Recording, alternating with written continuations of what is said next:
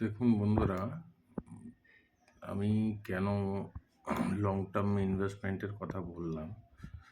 Bajaj auto যদি 2010 থেকে আমি ধরি, 2010-এর সময়তে অ্যাপ্রক্সলি আপনার ধরুন 700-এর কাছাকাছি ছিল। তো হ্যাঁ, 700 এই লেভেলটাতেই ছিল, 700, 800 এই লেভেলটাতেই ছিল। তো আমি যদি ধরি যে আপনি মাত্র 100টা কিনতেন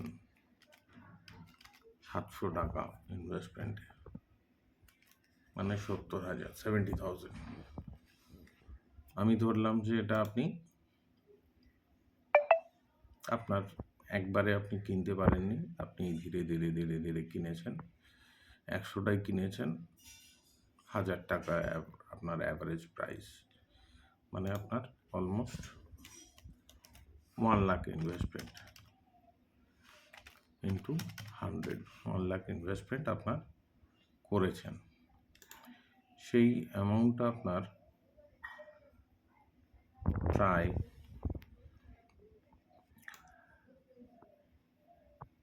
2024-এর সেপ্টেম্বর মান্থ আমি যদি ধরি, 12,000, 12,500 অবধি গেছে। মানে হচ্ছে যে আপনার ইনভেস্টমেন্টটা অলমোস্ট 12,000। একটা স্টকের দাম 100টা যদি আপনার থাকে, মানে এই অ্যামাউন্ট আপনার হচ্ছে। এটা তো স্টকের অ্যাপ্রিসিয়েশন যেটা, এটা তো পাচ্ছেন, তার সঙ্গে আপনার থাকছে হচ্ছে ডিভিডেন্ড পে আউটও আপনার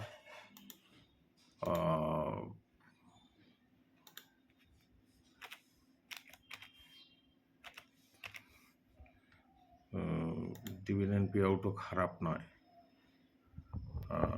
যদি আমি দেখি, আমি দেখুন অথেন্টিক আপনাকে এই দেখাচ্ছি, এই হচ্ছে ডিভিডেন্ড।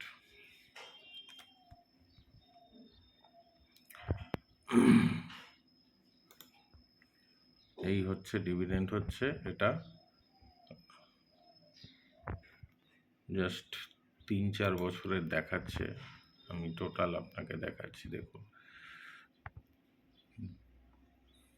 ডেট দেখুন আর ডিভিডেন্ড পে আউট দেখুন।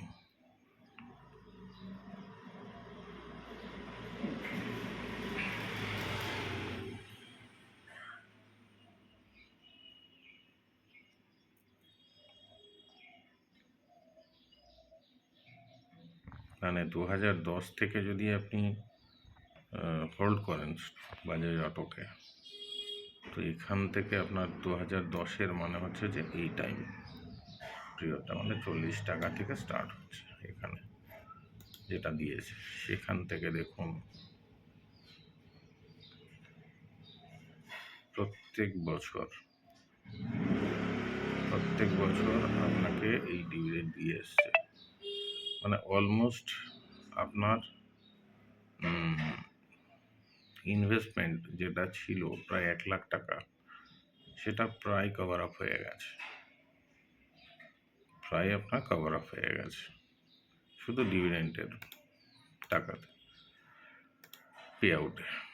প্লাস আপনার স্টকের যে অ্যাপ্রিসিয়েশন আছে সেটা তো আলাদা। এটা হচ্ছে লং টার্ম ইনভেস্টমেন্টের বেনিফিট, যেটা সবাইকে নিতে বলছি। Thank you.